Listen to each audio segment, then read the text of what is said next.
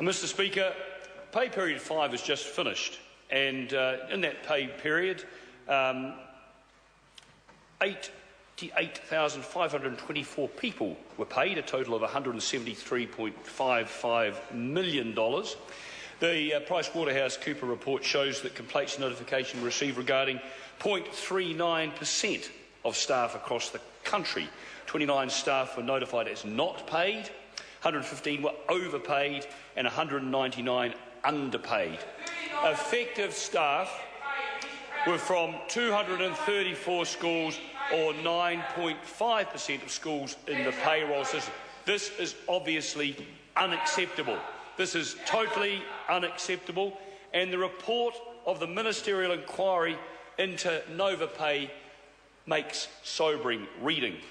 The inquiry was undertaken by the former Chief Executive of the Department of the Prime Minister and Cabinet, Sir Martin Weavers, and Chairman of Deloitte New Zealand, Murray Jack.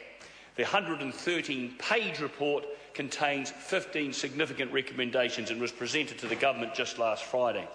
The ministerial inquiry team has produced a comprehensive report outlining the history of and issues within the school payroll system, and it concludes there were many factors over many years that contributed to the problems with Novopay. I understand that Peter Hughes, the Acting Secretary for Education, has written today to all school principals and board chairs to personally apologise to them. He's also written an open letter of apology to all staff in schools.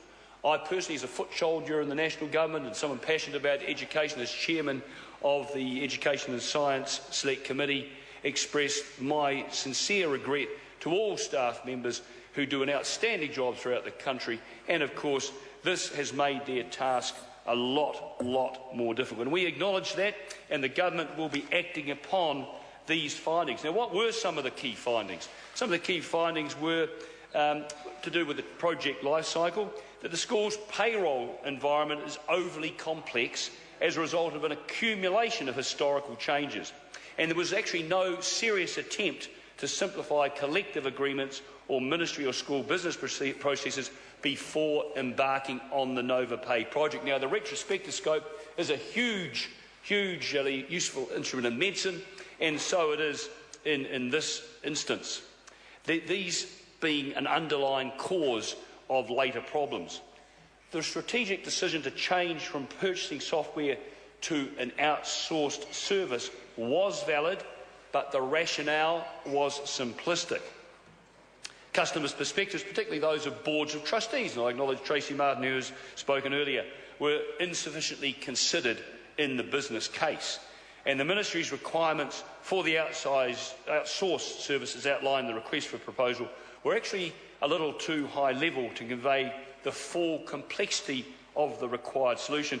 So, as I say, Mr. Speaker, easy to be wise after the event, but these are the results of this very in-depth and comprehensive report that we have received from two very able investigators. The process of gathering user requirements was poorly managed and took too long, and the failure to involve users appropriately was found to be a key witness. The Ministry was negotiating on behalf of the users in the school, unfortunately without a full appreciation of their requirements. Now, one of the points that did come out, that the papers on the 5th of June 2012 to the ministers, which following the so-called confidence point 2, actually misrepresented the state of the project.